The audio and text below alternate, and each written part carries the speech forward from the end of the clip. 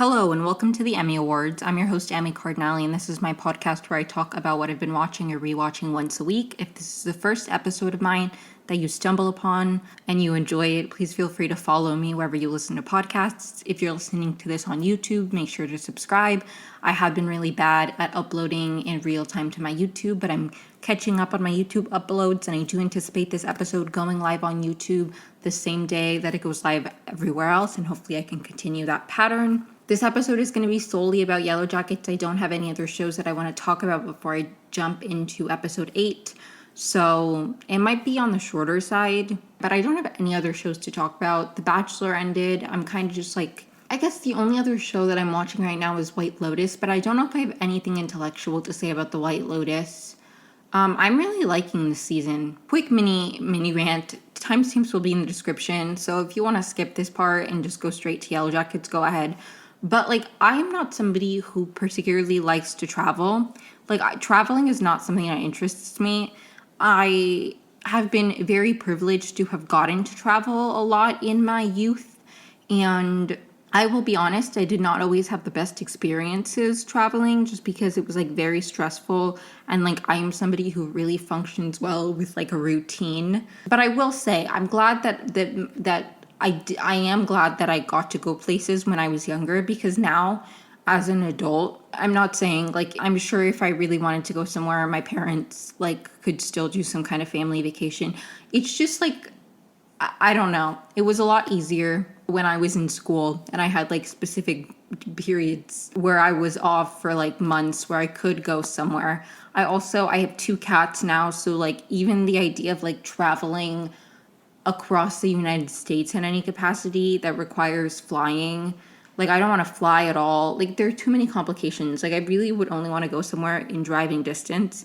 Why am I rambling? Anyways, all of this to say, I'm not somebody who really particularly wants to travel, but watching The White Lotus, I'm I do really want to go to Thailand now. It is making me nostalgic for Nepal. I went to Nepal and I loved it. Of all the places that I've been that I would really want to go back, I would love to go back to Nepal. I really would. Anyways, do I have any predictions for the finale, which will be coming out a week from yesterday? I'm recording this Monday night.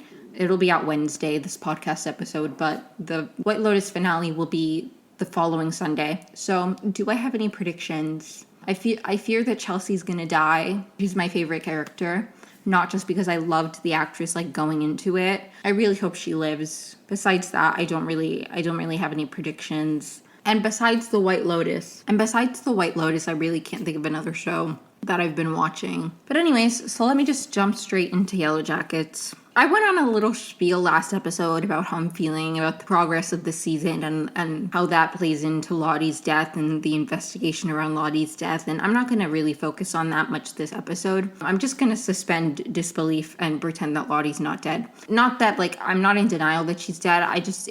Unfortunately, her death doesn't feel super relevant to the plot, so I'm going to not let that bother me and instead just talk about the plot. Anyways. Okay, also, disclaimer, if this is the first episode of mine that you're stumbling upon, I'm not doing scene-by-scene recaps. I'm saving that for the end of the season, where I'm going to do a deep dive where I do scene-by-scene recaps, and I track the whole narrative arc of the season, because I did that for seasons 1 and 2, and I feel like I enjoyed that format because I was able to pick up on things that were referenced earlier in the season that paid off later in the season, and I kind of want to do that for season 3, but I am just sharing my thoughts as the season progresses so I can kind of track my thoughts that way, but I want to be able to recap it with the whole season in mind. So I'll be doing that at the end. I'm just kind of jumping around and sharing my thoughts with the assumption that you've seen the episode. Anyways,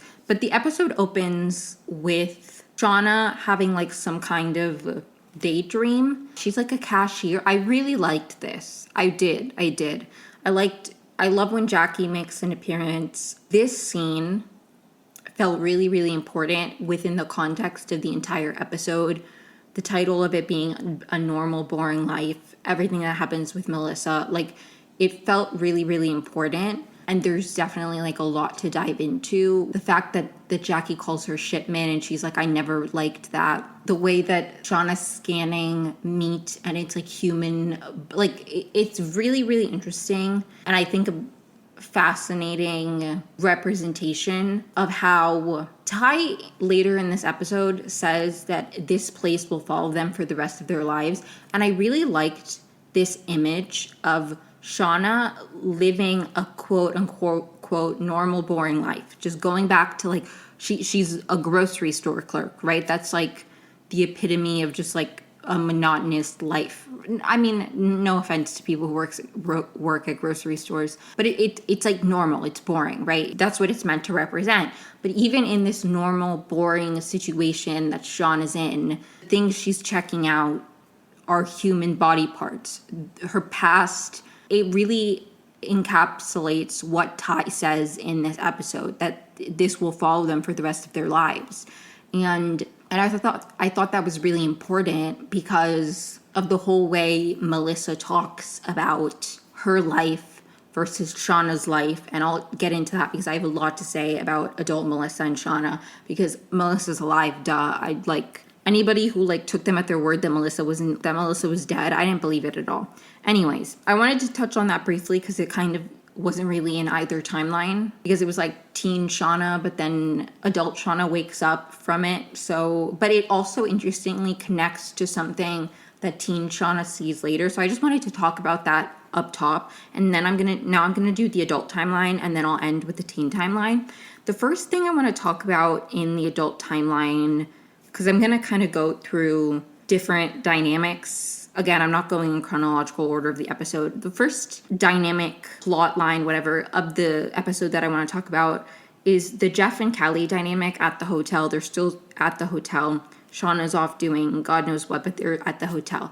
They see the Joels. The Joels are there. The Joels are the people who Jeff was trying to impress in episode 2, and Shauna, like, quote unquote, blew that dinner for them. We see Misty call Jeff. Jeff's now worried about where Shauna is. I have to say, I like Jeff sometimes. I do. I find him to be an interesting character. I find the fact that Shauna married Jackie's ex, who she was hooking up with, who she was having an affair with and had a child with, very, very interesting. I do. I really do. I think Jeff and Shauna's relationship was the catalyst of so much in the wilderness that I think he's an important, interesting character. I have nothing against Jeff. But there was a bit too much Jeff in this episode for me in a way that pissed me off. I'm sorry to the people who like Jeff, but there was just a bit too much of Jeff. We didn't need to see, like, they could have cut that whole, in my opinion, that whole scene where him and Callie are like having breakfast. Like, that was irrelevant.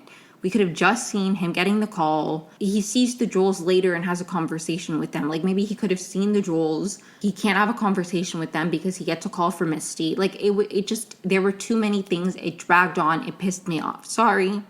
That's my opinion. At some point, they're in the hotel room.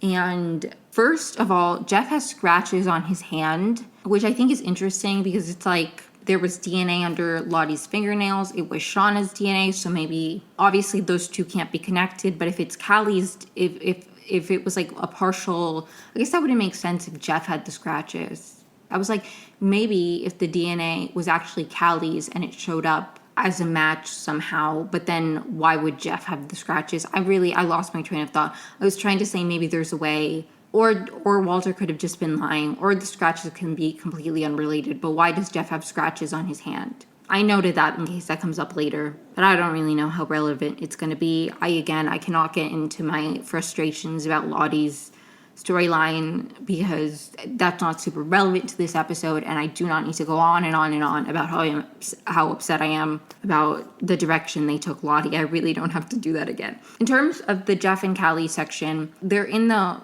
hotel room. Callie says she doesn't think anybody's actually after Mom. Jeff agrees, and he's like, okay, we're checking out. As they're checking out, he sees the Joels, and he gives this big speech to the Joels about how his wife is crazy, and she blew the meeting, and he's the right person for the job. And a lot of people had a lot of interpretations about what this speech meant. Like, people were like, finally, Jeff realizes Shauna's crazy. My reading of this scene is, because I think if it was written to be, oh, Jeff finally realized Shauna's crazy, I feel like that's kind of bad writing, because respectfully, wouldn't you know that something's wrong with her? If that feels like a kind of late revelation on Jeff's part if now is when he's realizing. That's not the way I read it. The way I read it was, I do think Jeff has a deep, I do think Jeff understands who Shauna is. I think sometimes he doesn't want to face it, but I don't think Jeff just doesn't know that Shauna's crazy.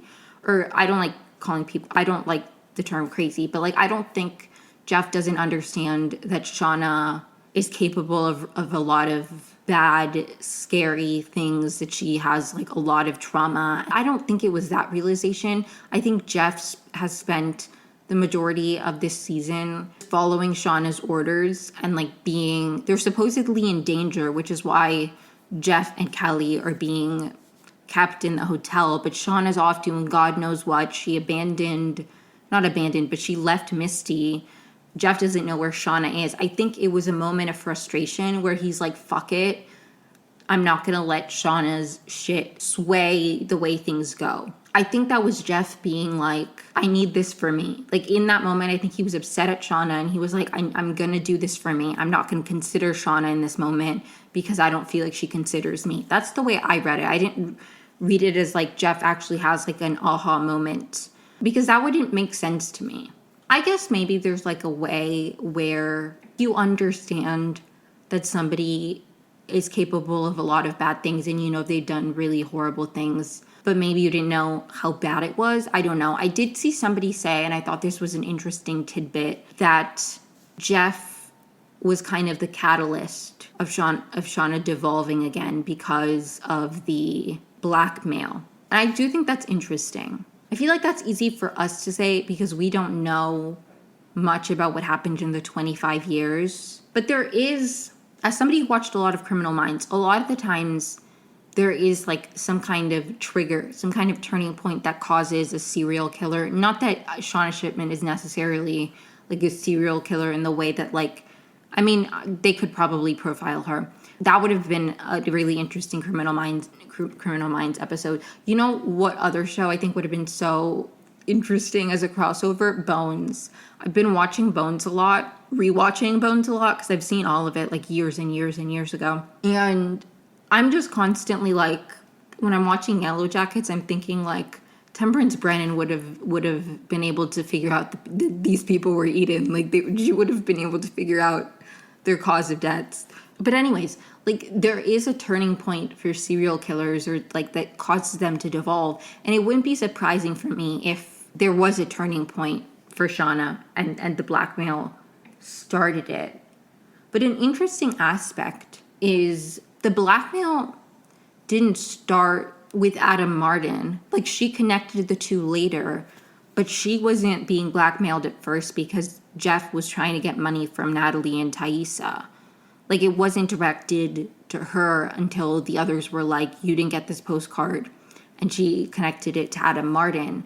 And while the Adam Martin, his death was obviously after she thought she was being blackmailed and she thought it was him and everything.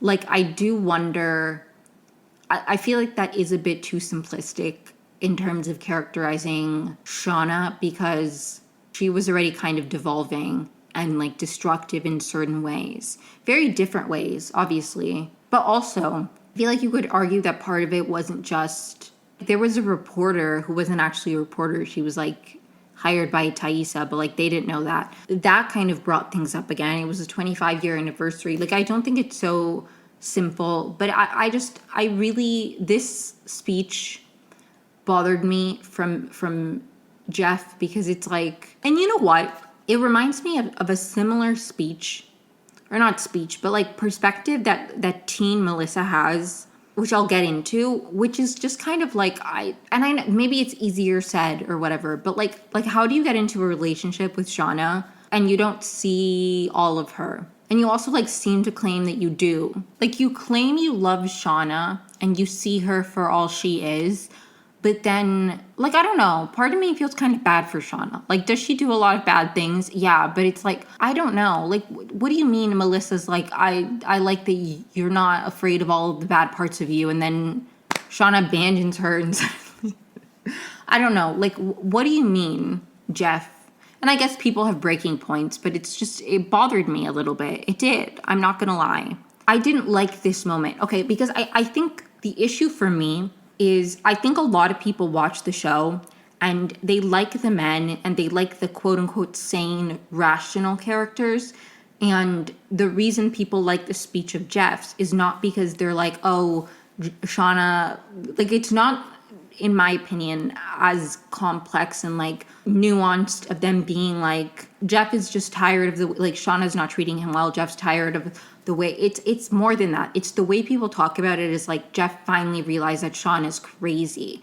It's like, can we have a little bit of perspective? And also, if you genuinely, you like Jeff and to you, it's like, oh, he finally realized she was crazy. It's like, wouldn't you be like, that's a little bit stupid on Jeff's part if he knew everything about Shauna? And finally, like, I don't know. Anyways, I hope Jeff dies soon. The next dynamic I'm going to talk about is Ty and Van. Misty's there too, but it's really mostly about Ty and Van. Ty finds out that Van needs palliative care at this point, like she's not going to make it much longer. And now she wants to extend Van's life by servicing it. So she asks Misty to take her to the palliative care unit. She like is about to like suffocate a man and then he just dies naturally. And she's like, does that count? Crazy work. Meanwhile, at the hospital, Misty's like trying to reach Jeff to be like, where's Shauna? I have a lot to say about Ty and Van. I think the saddest part for me, and we see it later, is the fact that other Ty is taking over so often that Ty herself, the real Ty or whatever, isn't getting those moments with Van. And I've been feeling this. Like, I've been like, I feel really bad for Ty that she's like, Van's dying and she's not getting that time with her. And we see in this episode, other Ty locks Ty out. And Ty's like, please, I need to see her. And other Ty's like, you never believed. I'm the one who can save her. It really gives me chills to think about because it's like, I'm not even a particularly like big fan of Van to the point where like, if Van dies, I'm going to be really sad. I think especially because Van has cancer. So part of me is like, Van's going to die. Probably. The thing is like Lottie's death felt kind of like sudden and out of nowhere. And I wasn't anticipating it. Van's death, when and if it comes, even if it's not the cancer, I feel like they've been building up to it a little bit in a way that doesn't, when it happens, similar to like Coach Ben. I knew Coach Ben was going to die. His death still hit me. I've felt like Van was going to die. But as it gets closer and closer, it does make me especially sad for Ty because of the way everything's happening and the fact that Ty isn't really getting to spend that time with Van. Will other Ty be successful in extending Van's life? I don't know. I think if there's one thing we've noticed about it, quote unquote, the wilderness, is even when it saves somebody's life, it very often doesn't do it for long, you know? The people we've seen, I mean, so far it's only been, Natalie was marked for death, and while she didn't die in the wilderness, she did eventually die. Like, it does not seem being chosen or being saved is necessarily, sometimes it's just a slower death. Like, do I think, I just don't see a path for Van. It does seem, though, interestingly enough, that from the stills for the next episode, Van is not in the hospital. Like, Van gets out of the hospital. So will this, like, sacrifice-ish that Taissa made by, like, not even killing this man, but being there when he died, like, will that save Van or give her more time? I don't know. It's also interesting because even, like, that waiter died and then the cancer started getting better and then I don't know. Okay, now to the main event of the adult timeline for this episode. Because boy, do I have a lot to say about Shauna and Melissa. So Shauna's at Alex's house, which is Hannah's daughter. She breaks in. She sees that Melissa is Alex's wife, although Alex calls her Kelly. They have a daughter. Alex and their daughter leave, and it's just Melissa, aka Kelly. And she can tell that Shauna's hiding in a closet, and she's like, you don't know whose house you just walked into. And she's like, actually, Melissa, I do. And I thought you were dead. Apparently, okay, this really pissed me off. Apparently, she like faked her death, and she says that if you leave a note, the cops like don't investigate. That doesn't make any fucking sense. If there's no body, I guess we would have to have more details. Like, was there a lot of blood to the point where the amount of blood would indicate that somebody died and the body was just moved, because if you just left a note and you kind of disappeared, then, but also, that doesn't make any sense, because if it's suicide, how would you move the body? Like, if you're dead, you can't move yourself from where you died. So if there's no body for suicide, does that not indicate some kind of foul play? Like, either she's just a missing person, because I was thinking, oh, if there's like a lot of blood and their body's not there, but then that would indicate foul play and murder. Like, what do you mean? Like, there has to be something else to the story, some kind of cover up, because it doesn't make any sense that you just leave a note and then they're like, oh yeah, she's dead. Bodies don't disappear when it comes to suicides. I guess maybe if there was some kind of like, I'm going to drown myself in the river. But no, because your body would turn up in the river. That doesn't make any sense. It really pissed me off. What do you mean, oh, I just left a note and they assumed that I killed myself? That's not how that works. If your body's not there, how would it be a suicide? Dead people can't move their bodies. And if somebody else moves your body, then you either had, like, what? Okay, it's fine. Sorry if there's a change in audio at all. I'm recording this the next day. I was recording it, like, late Monday night, because I get out of work late, and I was just too sleepy. Like, I wasn't making any sense, because I was just, like, really, really tired. So I went to bed. I'm recording this the next morning. I don't know if I'll finish this before I have to clock into work. But if not, I'll finish it after, like, the recording, and then I'll edit it tonight. My goal is to have this up early Wednesday. So anyways, I was talking about Melissa and Shauna, and I had a lot to say about this, because honestly, Melissa pissed me off. Melissa faked her death, tracked down the daughter of a woman they killed. She says that at first it was just her checking up on her to make sure everything was okay. And then she fell in love with her. That's weird. That's weird to me. When did she start looking for her again? Like, how old was she? She's obviously younger. So how much younger was she? How young was she when she started looking for her? Was it like years after? Was it after she faked her death? Also, when did she fake her death? We didn't get context of that. Like, was it, like, did she fake her death pretty soon after they got back? Did she fake her death? Well, I don't know, because they have a daughter, so it would have had to be, like, a good amount of time. It just bothered me. A lot of Shauna haters were like, yes, Melissa read her to filth, and talking about, like, how she has a normal, boring life. At some point, she's like, Shauna, is somebody actually coming after you, or are all these things just, like, easily explained? And, like, the thing that bothered me about Melissa is you don't have a normal life. It is subjectively weird, at a minimum, that you tracked down the daughter of a woman you guys killed and, like, fell in love with her. She doesn't know who you are. You have, like, you first learned of this girl by talking to her mother when she was a child. I mean, you were a child too, but you were, like, about to be an adult. Like, what do you mean? It's all very weird to me. It's all very, very weird to me. Like, she doesn't know who you are. You got into this relationship. Like, you first learned of this woman. You tracked her down because you felt bad about killing her mom. That is not normal. That's not normal at all. I'm sorry. You are not normal.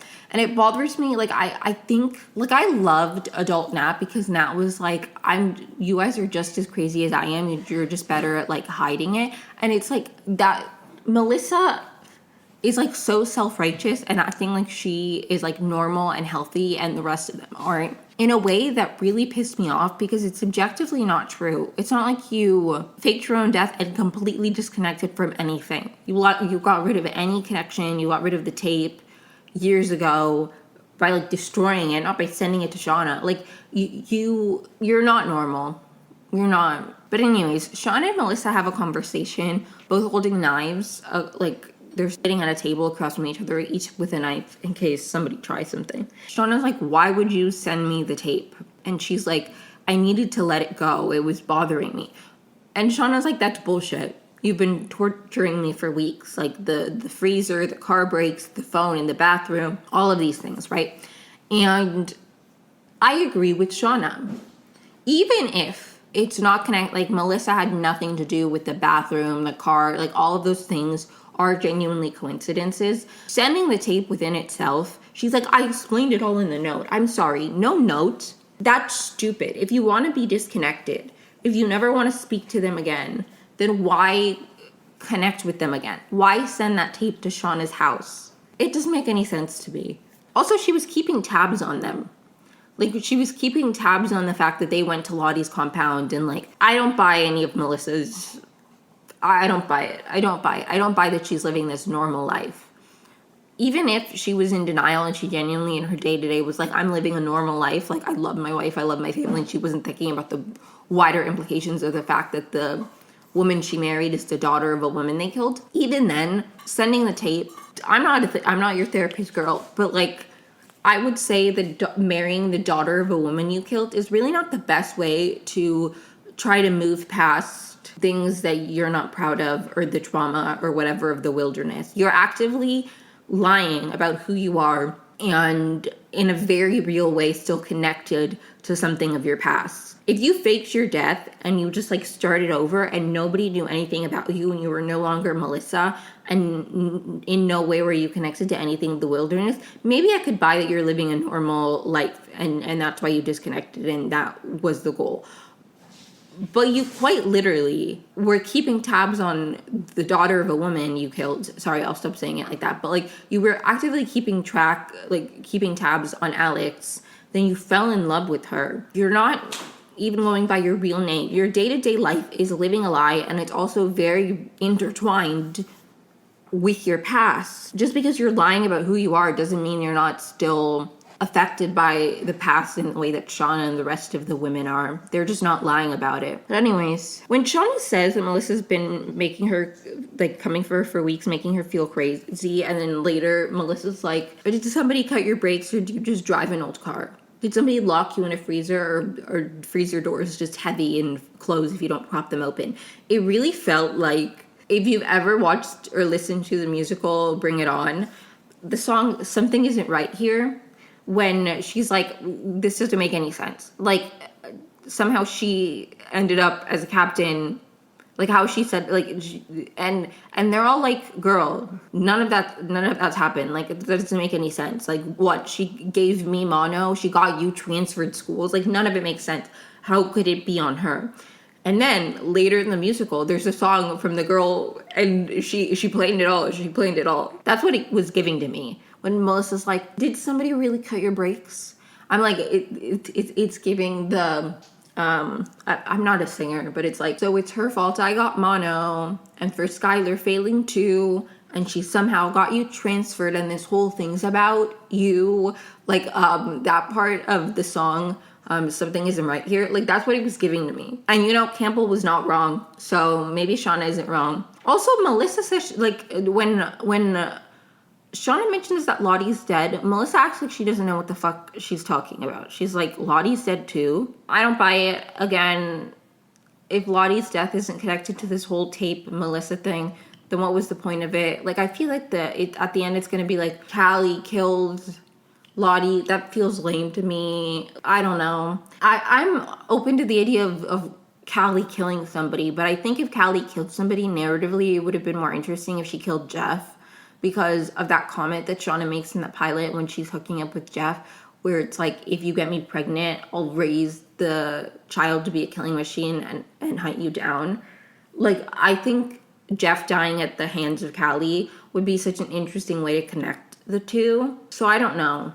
That's what I would want. I don't want Callie killing Lottie. It doesn't make sense. What would her motivation be? Like, I don't know. I don't need to go on my spiel again, but... And if Melissa did kill Lottie, I mean, I already hated her. Like, the thing is, I didn't like Melissa in the teen timeline, and Melissa in the adult timeline, for all the reasons a lot of people loved her, pissed me off more. Because it's like, what do you mean you're living a very bizarre, odd life, but you're on a high horse of, like, how normal you are and how you can move past the wilderness? You haven't moved past the wilderness. Your whole life is intertwined with the guilt of what you did to Alex's mother, your wife's mother. What the fuck does that even, like, you are not moving past it. You're not. And I don't like this weird, like, Shauna's crazy thing. It also, like, the thing is, and I'll talk about this more when I talk about the teen timeline and Shauna and Melissa in the teen timeline, but Melissa, I don't understand her. I don't understand her character, and honestly, for me, it feels like it's, like, underdeveloped. But, like, what do you mean? And I guess it's, like, Jeff, too. It's, like, you know somebody's capable of a lot of things, but, like, there's like, a limit and a turning point. I just, like, I don't get... Like, Melissa in the teen timeline saw Shauna beat Lottie to a bloody pulp. Right? But, like, Shauna doesn't stay to comfort her when she gets shot by an arrow. And that to Melissa is like, you don't care about me. Like, you saw her capable of violence and you, like, went up to her and you were like, I like that you've, like, this version of you that you've become. Like, I don't know. The only way it would be compelling to me is if genuinely Melissa, like, did it all as a way to protect herself in the wilderness, and she was like that smart and thought out. Like, that would make sense to me. The weird turn makes no sense to me. Maybe I don't get it because I've never, like, been in a romantic relationship, and it's, like, different when you see somebody hurt other people versus you. But it's just, like, I don't understand how you can, like, know somebody's damaged, know they're capable of a lot of things, and then, like, that, I guess, you know, in a moment that you really need them, that feels like a bigger betrayal than, like, I guess I could get that, but it's just, like, I don't understand the shift. And I really just didn't like this from Melissa. I saw some people being like, it would have been so interesting if it was Mari because of the way the episode ends with Shauna biting Melissa's arm. And we saw Shauna bite Mari in the beginning of the season.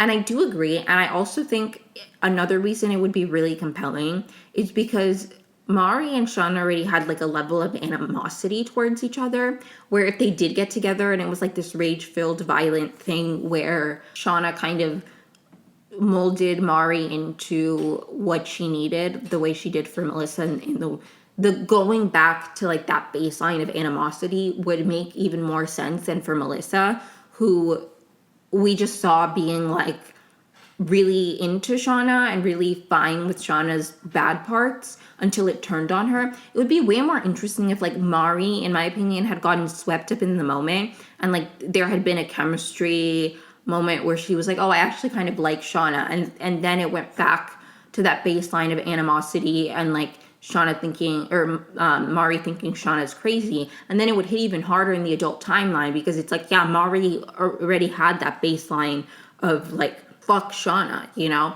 And all of that tension in the early season between Mari and Shauna would hit even harder in the adult timeline. And it would read so much, it would make way more sense if somebody with a baseline of animosity or judgment towards Shauna, like Mari, were to say this than Melissa, who to me feels like you were just going along with Shauna the entire time. You were fine with her hitting, like, beating up other people, but the moment she leaves you, that's, like, a turning point and suddenly she's crazy. I thought you liked her because she was crazy. It doesn't make any sense to me. That's just my opinion. I really don't like Melissa.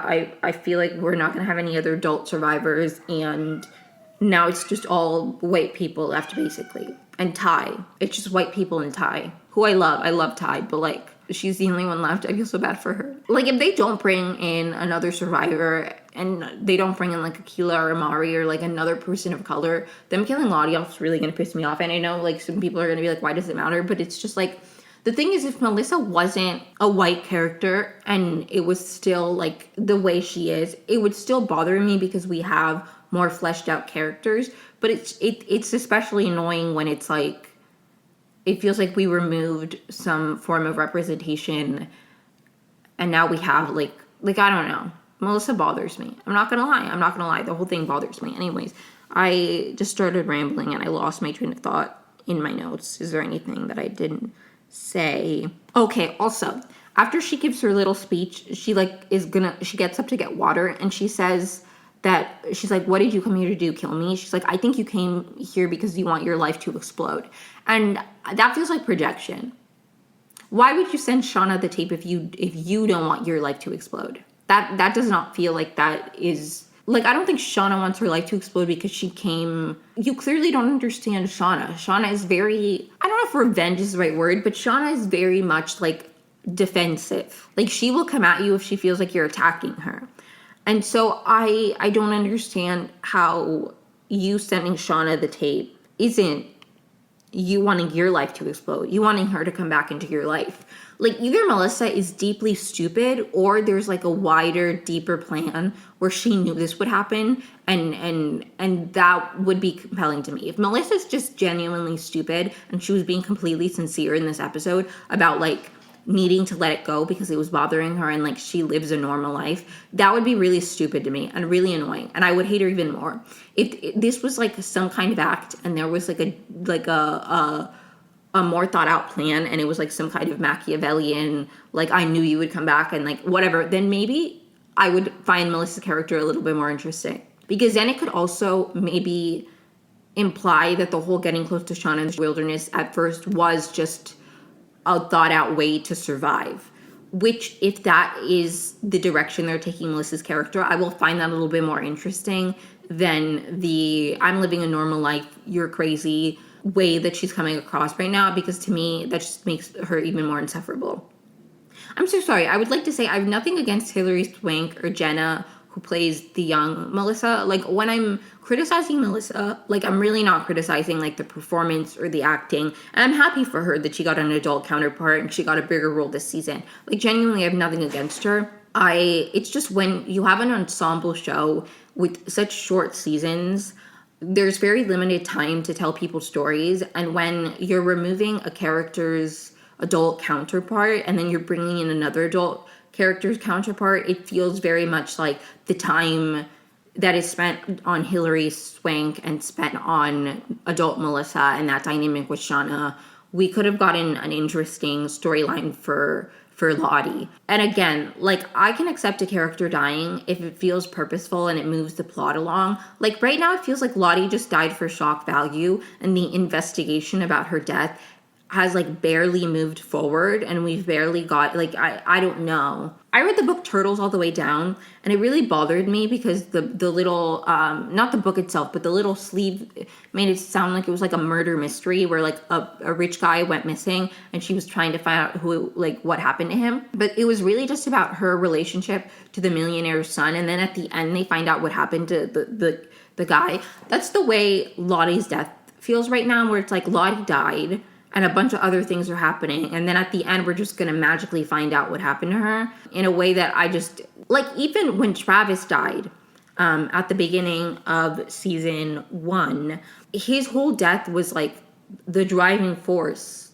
for the majority of that season. All the scenes of Misty and Nat were about that, like all of that. It was connected. And then season 1 ended on the cliffhanger of like Lottie taking Natalie. So it's implied that Lottie had something to do with Travis. Like, and at first it's like, oh, is it connected to the blackmail? And then it's not. Travis dying and everything. So it's like that just doesn't feel like what we've gotten for Lottie's death. And maybe it's because it happened in episode 4.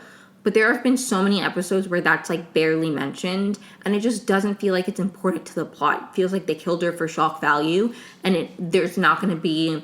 I don't need to keep going on this tangent, but it is just bothering me because I feel like they could have done this storyline with Shauna in a much, like, there are people, like, I saw people be like, it wouldn't make sense if it was like Mari, but I think there's a very interesting way where they could have made it make sense with Mari. Mari leaves, she comes back, and when she comes back after the Coach Ben thing, she like brings them back to where Coach Ben is, and she's not like there's not still an animosity with Shauna. They could have had some kind of tender moment between Mari and Shauna where they do like have a moment and they kiss and it becomes this thing, and Mari takes the role that Melissa took.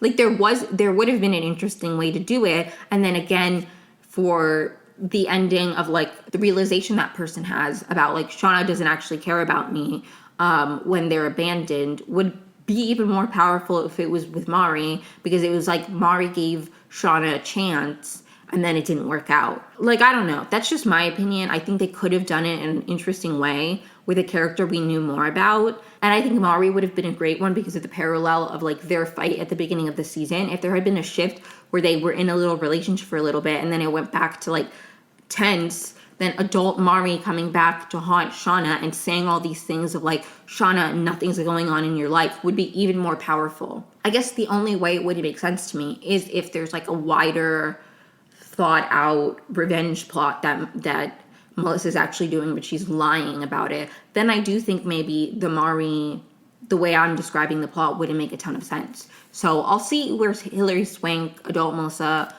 goes. I'm still not super happy about it. But anyways, as I was saying, she gets up to get her water. She's like, you want your life to explode? And then she comes back. She puts the water on the table. Shauna grabs her hand. There's a struggle.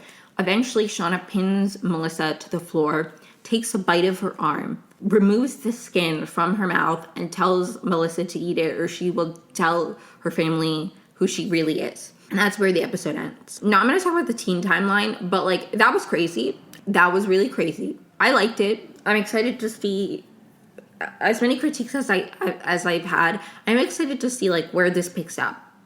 Does she eat the flesh?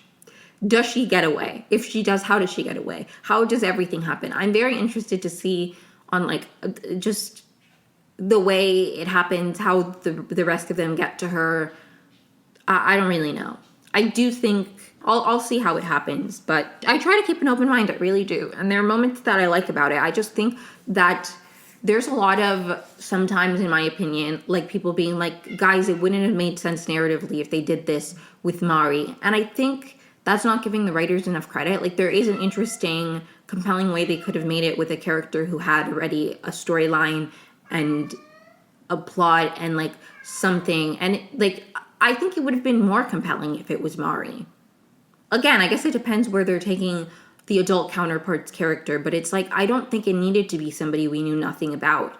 Because to me, that really screams that it's a plot device for Shauna, and I don't think that's fair to the character. I don't. Like, I don't like Melissa, not because of anything about her. I don't like her because she's not like a fully fleshed out character. She's simply a plot device for Shauna, and I don't like that. I feel like that is a frustrating use of time in a narrative when there are so many interesting characters. I feel like you can write interesting stories for interesting characters instead of using blank slates of characters to move the story along. You could have written an interesting story for Shauna of like a wilderness girlfriend for her that wasn't with a character who was a blank slate, in my opinion. Like the fact that they literally said, like, we wanted to choose her because she was a blank enough slate, that is frustrating to me. Like, you could have written an interesting arc for somebody that wasn't a blank slate. You didn't need to have it. You could have made it a compelling shift where suddenly, like, I don't know. That's annoying to me. But let me move on. So in the teen timeline, Misty, I said this in my last episode, she like fell and she lost her glasses and we never saw her again. I figured she found them, but no, we see Misty in the teen timeline the next morning, lost in the woods. She still hasn't found her glasses. Like she was there all night. But anyway, she eventually does find her glasses, thank God. Poor Misty was just left there in the wilderness. I mean, it's not like they knew that she lost her glasses, but I guess they weren't looking for her, but also like, a lot of them, it's not like they were all at camp and Misty was the only one missing. Akilah and Travis were also gone. It's like everybody but Akilah, Travis, and Misty are at the camp interrogating Hannah. But I felt so bad for Misty. I was like, we picked up and I was like, oh my God, she hasn't found her glasses. Anyway, she does find them and then she starts heading back to camp. Okay, so Akilah, Travis, and Cody, this was a very interesting dynamic. So we saw at the end of, or not the end, but we saw in the last episode, Travis getting Cody off of like being like, take us home, helping him up the cliff. Him and Akilah are walking with Cody and he's like guiding them back home. And Akilah's like, this doesn't feel right. Like, this doesn't feel right. What are we doing? And Ben was supposed to be our bridge home. Like, we're just leaving all of them. That doesn't make any sense. And Travis is like, none of this is real.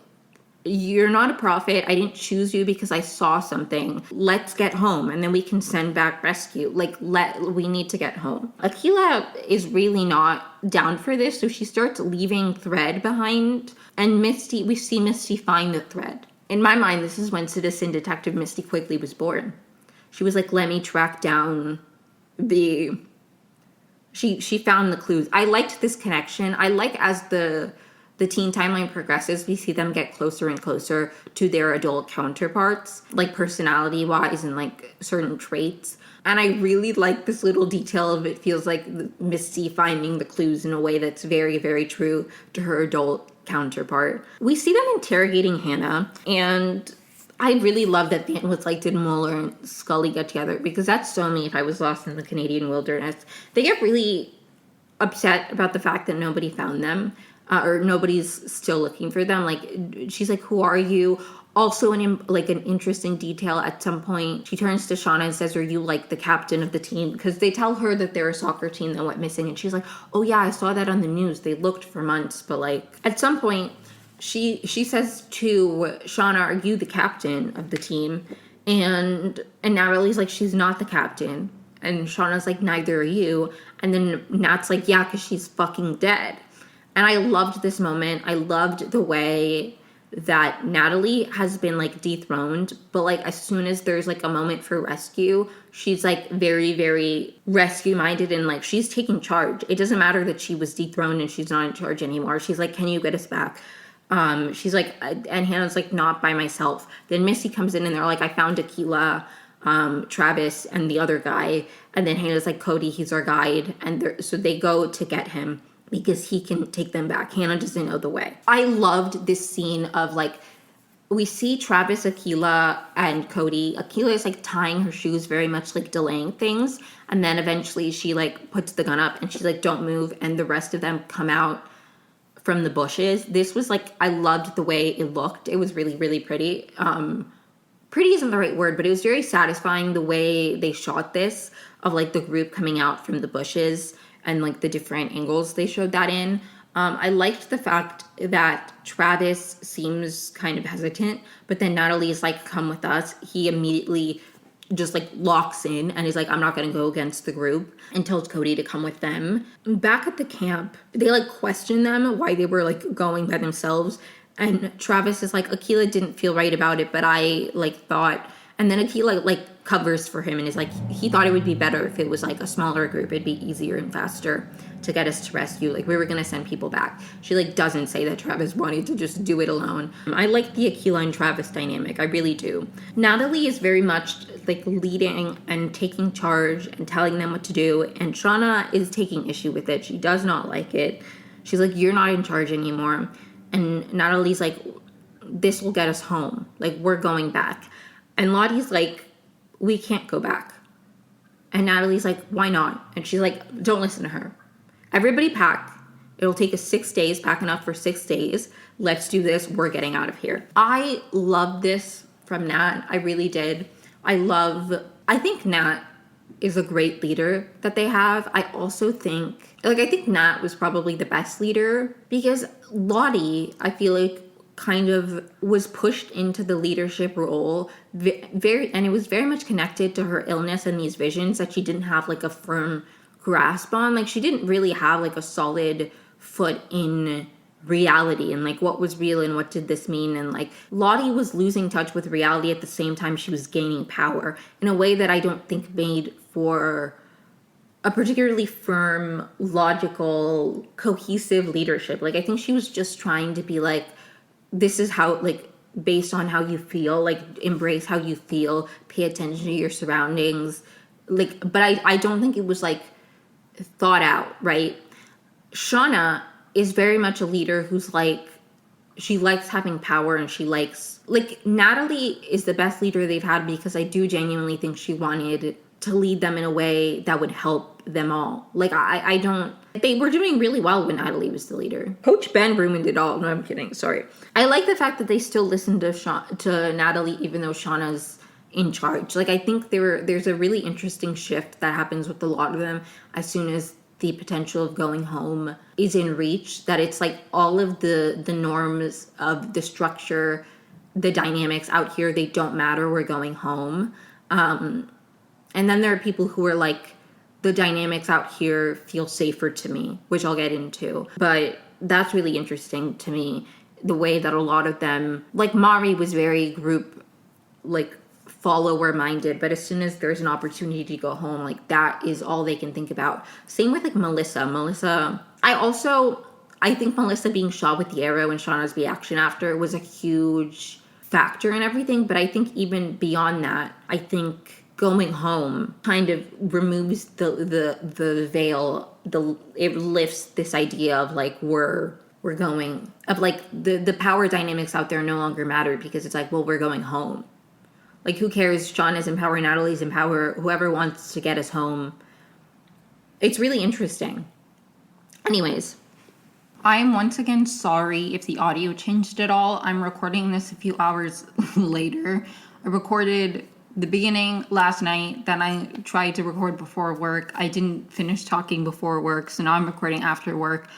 Apologies for all the complications. But where I last left off, I think I was talking about Natalie being in charge and kind of the dynamic shifting, and how, I guess what I wanted to say, what I was trying to say, and I don't know if it came across well, I'll fix this in editing, but I think it's really interesting. Like, Yellowjackets is a really interesting, like, obviously when you exist in society, there are certain standards and expectations that we have in our different communities. You know, different countries have different cultures, and it's just interesting the way that those hierarchies and those lines kind of disappear for some people as soon as the idea of going back home to the real world show up, you know, if that makes sense. And I think the people who decide they don't want to stay, or the people who decide they don't want to go, are the ones who, not all of them, because obviously all of them are going to deal with their own things, but I just think it's interesting how the people who want to stay, a large reason is because there's going to be some kind of like, I don't know, I think it's an interesting representation of the way that like marginalization and your role in society and the place you fall in the social hierarchy like impacts how badly you want to be part of the society and how much you'd want to go back to like the stability and the comfort of that life. If it's, I don't know, I'll get more into it as I talk about the individual people, but I just think the people who want to stay, it's really interesting. I really don't understand, and I try not to watch thinking about like all the people's discourse around it, because I've found that a lot of my frustrations come from me just like fundamentally watching the show differently than the people whose takes bother me. Like the people who really talk about like people be like the characters being bad people and evil and all of those things, like those takes piss me off, because I'm like, I feel like we're just not watching the show for the same reason.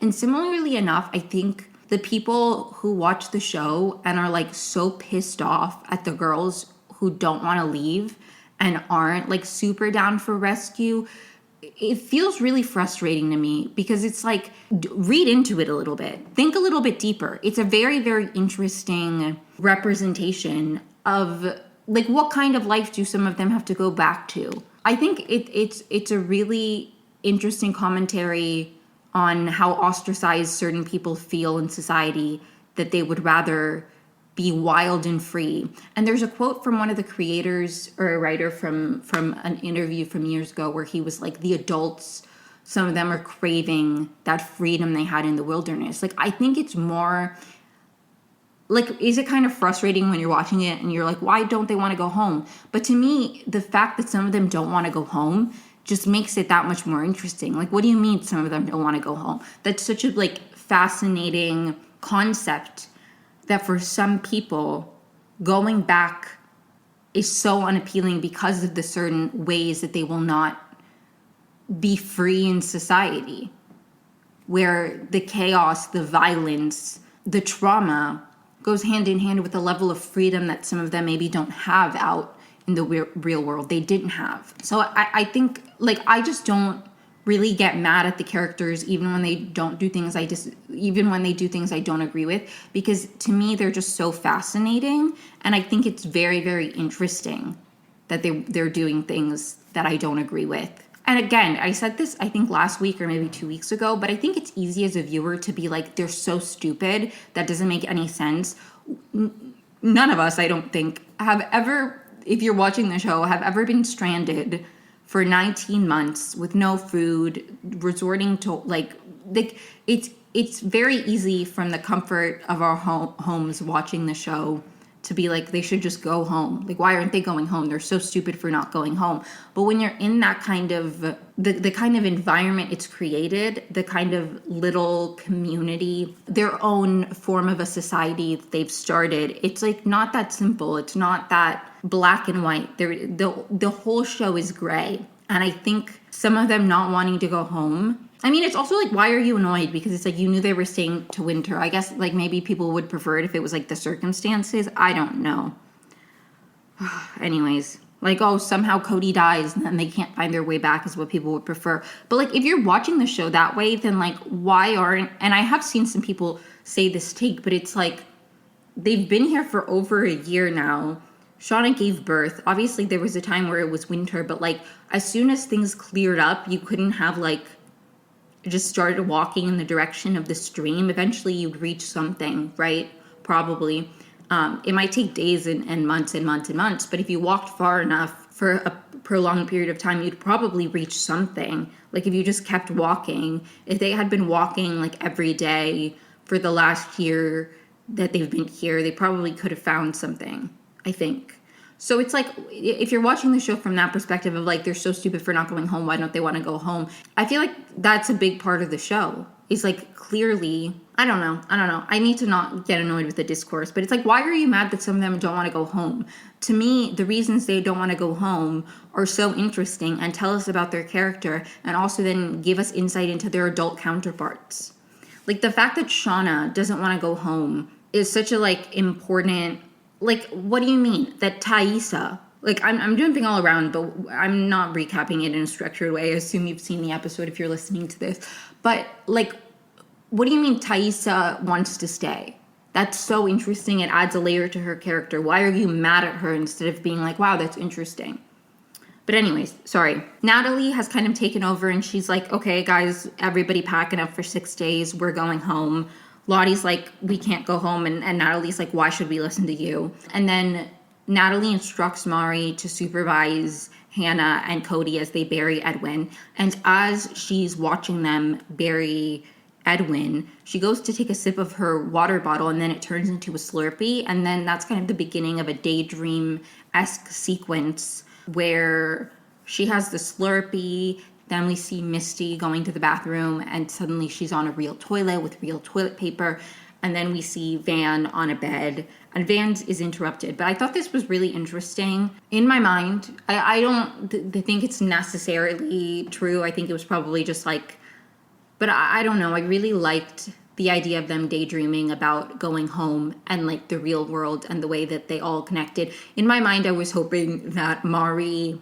And I am still hoping maybe it means something that they chose Mari to have this daydream. Maybe that means that she does survive because the other two people that we saw have a daydream were Misty and Van, who we know survived. So I don't know. I'm still in denial that we'll have another survivor.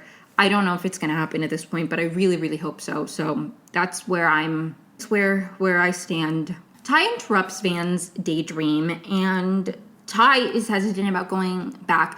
But the way that she's speaking and the way her face looks, to me, I immediately was like, I think that's other Ty. And then we see, like, Ty and the man with no eyes is right behind her. So I do think it's other Ty. But I think, as I was trying to say earlier, the people who don't want to go back, the reasons are really interesting. Ty's like, not much is going to change. Like, we're not going to be able to be together.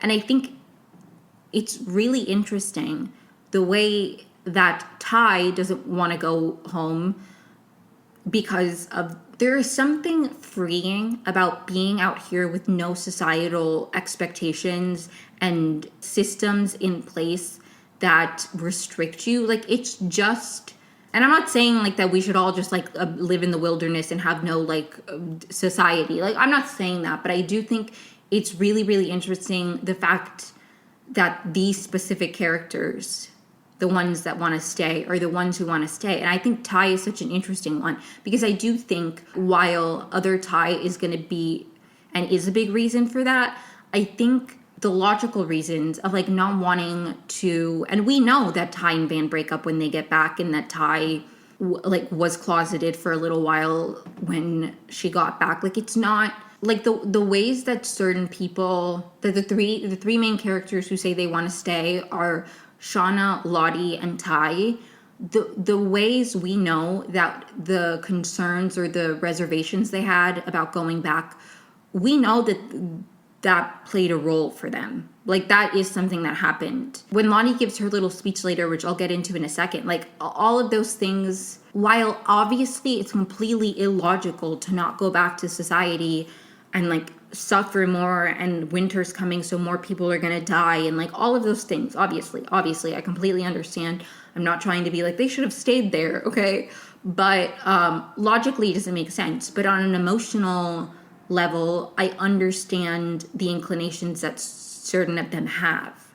Like, I get it. I get why Ty is, like, hesitant about going back. I do think there's meant to be some kind of, like, the wilderness. Maybe there's a supernatural aspect of the man with no eyes. Like, I do think maybe there's something like that. But even if there was no other Ty being hesitant at all, to me, is really interesting narratively. Like, I don't know. I think I just watched the show from a perspective of, like, even if I don't understand where they're coming from, and even if I wouldn't handle it that way, I try to have some kind of, I try to have compassion for the characters and, like, empathize with the positions they're in and try to understand their thought process, even if from a logical perspective, with all of the distance and, like, bird's eye view of the whole narrative arc that I have.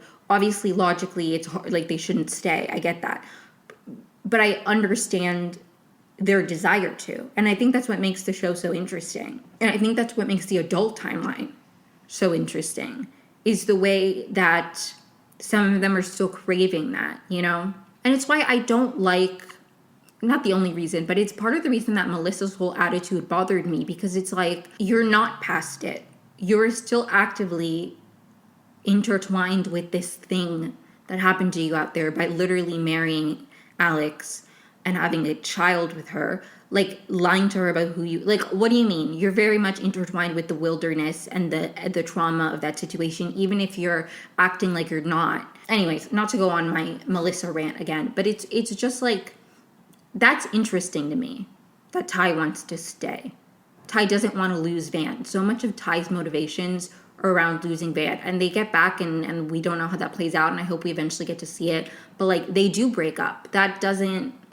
She does lose Van for a long period of time. And then when she gets Van back, Van's dying. Like, a lot of the fears many of them had, like Shauna wants to stay. And I think the main reason Shauna wants to stay is because, like, some people are like, she doesn't have Jackie to go back to. And I think that's part of it. Like, obviously, she's dealt with, like, a great amount of loss out here that will be hard to face in the real world. I think Shauna just is a very, very different version of herself. I'm really interested in post-rescue, specifically for Shauna, because I'm interested to see on how she went back to Jeff, like, how that whole thing happened, because it feels very confusing with the version of Shauna we see now. I'm interested on how she ended up with Jeff again. Does Shauna soften at all when she gets back? Because right now Shauna's, like, very angry. She's like, she has a very hard exterior, and she wasn't always like that. And I wonder if Shauna softens up a little bit. I don't know. I'm excited to see a Shauna post-rescue timeline. But anyways, what am I saying? Okay, Melissa and Shauna have a conversation.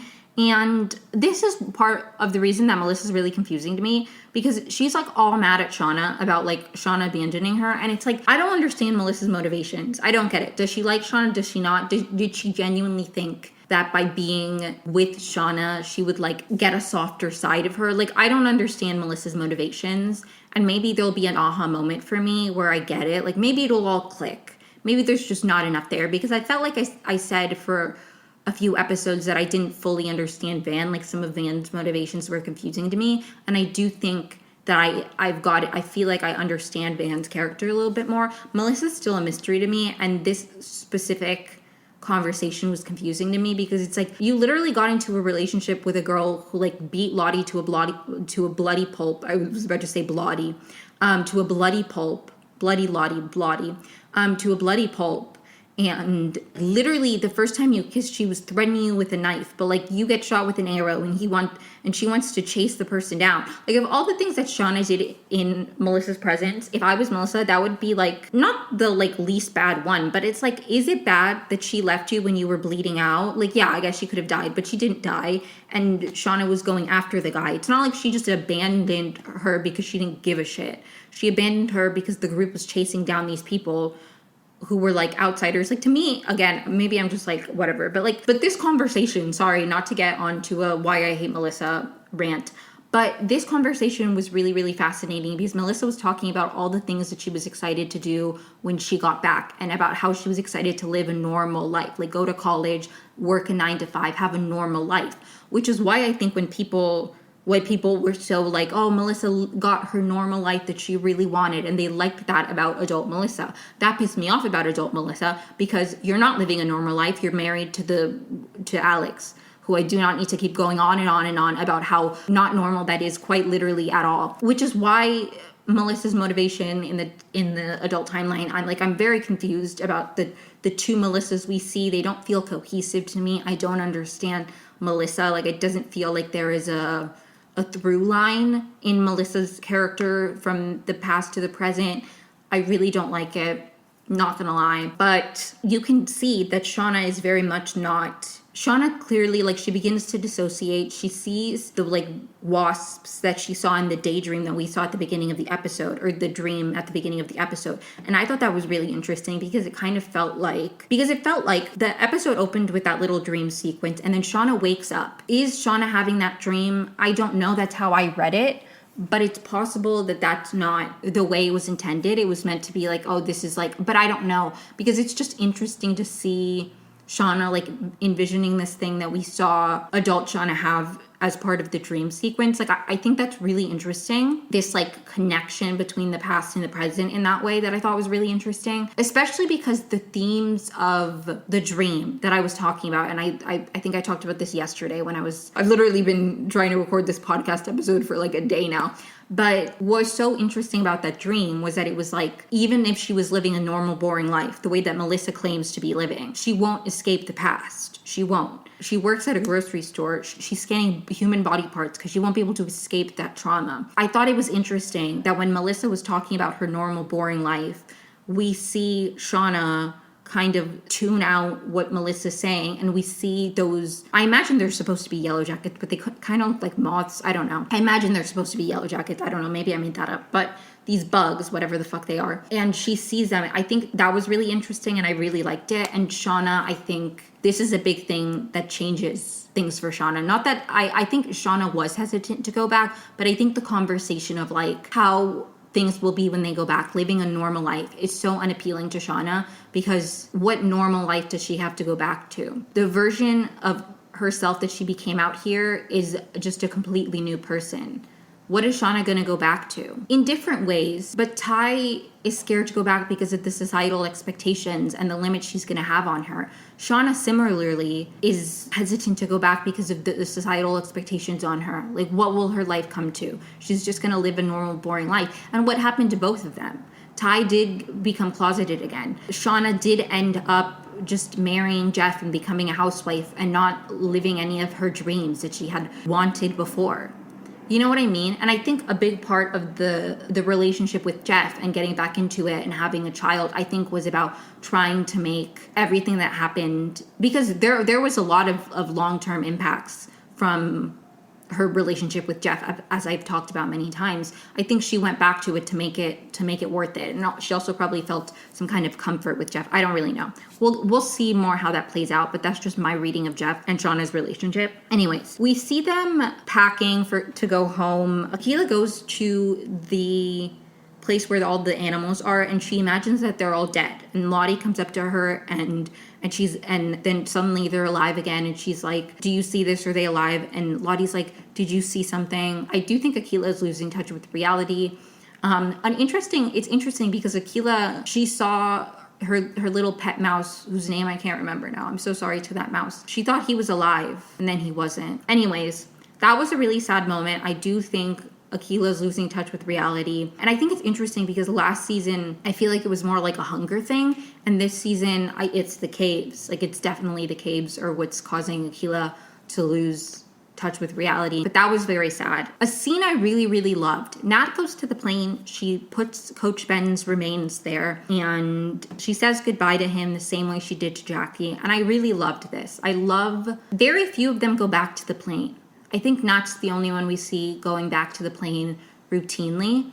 And I think there's just something really powerful about that. I think there's something really powerful then about when Natalie was dying, the dreams, as she was dying, she imagined herself on the plane. But as she's on the plane, she sees something and she talks to it, if you will. She's like, whatever the hell you are, we're leaving you out here. And I think, and maybe I'm wrong, and this is simply something that I made up, but Sophie Thatcher said in an interview that Natalie has a really interesting shift at the end of the season that she's excited to see people talk about. And in my delusional brain, I think the shift is that she's going to start to buy into the wilderness somehow. Like, I think last season, I've talked a little bit about Natalie's relationship to the wilderness throughout this podcast. Not like this episode, but like during my coverage of the season. Because Natalie in season 2 was very much like, this is all bullshit. And I think when she took on a leadership role and after Javi died, I think she kind of started understanding the purpose it had in rationalizing the horrible things they were doing and the way it was allowing them to survive. Because if you're doing something horrible but you believe you're doing it in the name, or like, it chose. She didn't let Javi die, it chose. That like allows you to do something horrible that you need to survive. You know what I mean? So I think she started to see the value in it. She didn't immediately shut Lottie down when Lottie was like, when Akila was like, he's our bridge home. Like, she allowed this hope to carry them through. I think we've seen this, and I hope that it's leading to like a shift where she fully like somewhat buys into it in an interesting way. That's my interpretation of what Sophie Thatcher said based off of the little shifts that we're seeing. I think there's going to be a big shift. Maybe I'm wrong. We'll see how the season plays out. Am I hoping this partially because I'm a Lottie Nat truther? Yes. And speaking of Lottie Nat, they're getting ready to leave, and Lottie says she's staying. Nat goes up to her and she's like, Lottie, I know it's scary. We have to go back. She tries to like convince her. And Lottie gives a really, really moving speech. I was tearing up. It still gives me chills to think about how she will not be well. She doesn't have there's no home to go back to. And then she says, Natalie, what home do you have to go back to? And it's like, she's trying to connect with Natalie and be like, again, in the ways Ty has all of these reasons for not wanting to go back because of the societal expectations. Shauna as well. Lottie, I can't blame them for being hesitant about going back because in many ways, the things that they were afraid of did occur. And is it a self-fulfilling prophecy? Maybe. Did Ty have to be closeted again? Like, did Ty have to go into the closet? Maybe not. Like, maybe all of these things weren't things they had to end up doing, but whatever. I mean, Lottie's wasn't really her choice. Like, they institutionalized her against her will. But this whole speech where she's talking about how she won't be well, she was right. Like, I can't be mad at Lottie because she was right. And each of these characters, in their own way, showcase what it's like to be marginalized in some capacity. Lottie doesn't want to go back because she will be ostracized. She will be isolated. She'll be institutionalized. She knew that was going to happen. And all of these things, to me, add to my view of Lottie and confirm to me that I understand Lottie. And obviously other people can have their readings of Lottie, but the more the season progresses, the more I'm like, I really do feel like I understand Lottie and I am confident in my reading of her, because I do think Lottie starting the community she did, becoming a cult leader, I've seen people say on the internet that Lottie is narcissistic and Lottie's this, that, and the other. And like, I'm not here to diagnose her. I'm not a psychological professional. I don't think it's I don't think it's helpful to diagnose characters with things like that, because a lot of people don't actually know what narcissism is. Like, I could not properly diagnose a narcissist. I'm not a mental health professional. And even if I was, I think anyways, but a lot of the ways people talk about Lottie and her motivations, it never clicked for me. And I do think the more the season progresses, the more I feel comfortable, the more I feel validated in my reading of Lottie. Lottie's motivations to me, the fact that she was institutionalized for as long as she was, that to me, I think it gives more insight into why she started a cult than some kind of personality trait that was like inherent to Lottie's character that she like, that's my reading of Lottie. And I think this episode, the way she was like, I'm not going to be well, and the fact that she wanted to stay, it makes sense that she went back to that. Because she's right. She goes back and what do? They lock her up. She loses everything good that she had out there. All of these characters wanting to stay, to me, was so interesting because the reasons they want to stay feel very real. And I understand. Like, there's a Taylor Swift lyric that's like, before I learned civility, I used to scream ferociously. And that lyric always makes me think of Yellowjackets, because there is like a level of like, when you let go of all of the societal pressures, all the social constructs, all of these restrictions on who you are, there is a level of freedom. When there are social norms that oppress and restrict people, it's not that confusing to me that those people are maybe craving the freedom that they get outside of that societal environment where they're restricted and they're oppressed and they're marginalized for parts of themselves. I think the fact that they want to stay is so important narratively and so interesting, specifically the three characters that do say they want to stay. But anyways, Lottie says she's staying. She gives her little speech, and Natalie's like, after Lottie says the thing like, what home do you have to go back to? Natalie kind of leaves, and she's like, you know what, fine, Lottie, you can stay. And then Shauna's like, I'm staying. And Natalie's like, what the fuck, Shauna? What are you doing? And Lottie's like, do you hear it? And Shauna's like, it just doesn't feel right. Like, she's like, I'm not staying because of you or it. It just doesn't feel right. I'm not going home. And then Ty's like, I'm not going home. And eventually Natalie's like, fine, you guys stay here. We're leaving. And Shauna's like, no, none of you are leaving. And that's where the episode ends. So I'm excited to see. I think it picks up where, well, that's not where the episode ends, because after this, then we saw Shauna biting Hilary Swank. Like, the thing is, maybe this is just me, but Hilary Swank to me is just Hilary Swank. And I'm not saying she's not a good actress. It's just like, I don't feel the through line. So right now in my mind, she's not Melissa. I'm glad that she has another name. I'm going to call her Kelly or whatever her name is, because she doesn't feel like Melissa to me. But anyways, the episode ends with Shauna biting Kelly's arm. I do think I honestly have no idea. I have no predictions for the way they end up staying. Like, does Shauna just kill the guy?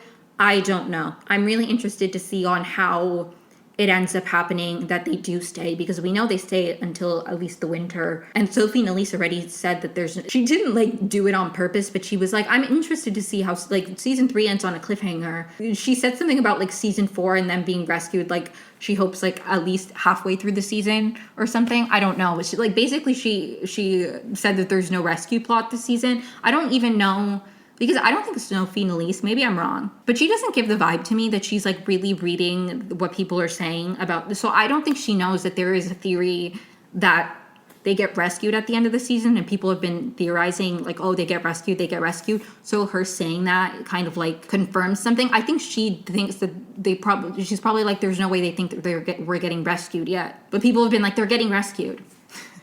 Now I know they're not getting rescued because what Sophie Nélisse said, but I don't really know how the rest of the season is going to play out. Like, I'm really, really interested. I don't have any predictions, except I do hope that there is a shift in that, and I hope she and Lottie kiss. Will it happen? No. Maybe. But at the very least, I really loved this. We got a good amount of Lottie Nat in these last few episodes. I really loved the scene of Nat trying to get Lottie to stay and having compassion for her, and then eventually she gives up on her. But like, there's a care that Nat has for Lottie and that Lottie has for that. There's a care they have for each other that is beautiful to me. I love them individually, and I love their dynamic because of how different they are and yet similar in a way that I really, really love. So I love them.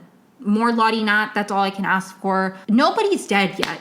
Like, nobody's dead yet. I thought like 5 people were going to die this season, and we have 2 episodes left, and nobody, like, so far the only people who have died are Lottie and Ben. More people have to die in the teen timeline. Like, I feel like Akila's got to die in episode 9. I mean, I don't want Akila to die, but like, somebody's gonna die in episode 9, because if not, what, they all die in episode 10? That's a lot of people to kill off in episode 10. I say a lot of people. They never confirmed a number. I made it all up. So I don't know. I hope Jeff dies next episode. Walter's been gone for a couple episodes. Maybe he's gonna die. I like Walter, but I do think Jeff will die by the end of the season, and I also think Van will die by the end of the season in the adult timeline. I don't know who's gonna die in the teen timeline, because right now it feels like nobody.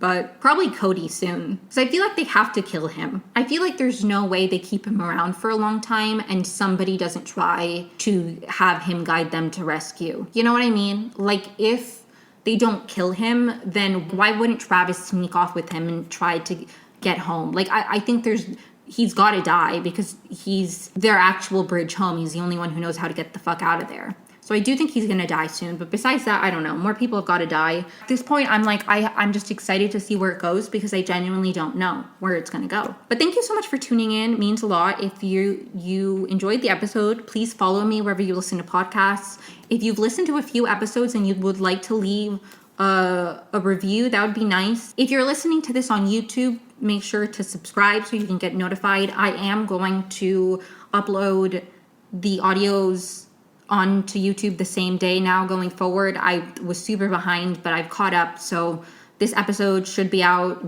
the same Wednesday that it goes live on other platforms and next week as well. Thanks so much. Hope you have a great week. You'll hear from me next Wednesday with my thoughts on episode 9 of season 3 of Yellowjackets and any other shows that I have things to say about. Have a great week. Sorry if this episode was all over the place. Buzz, buzz, buzz.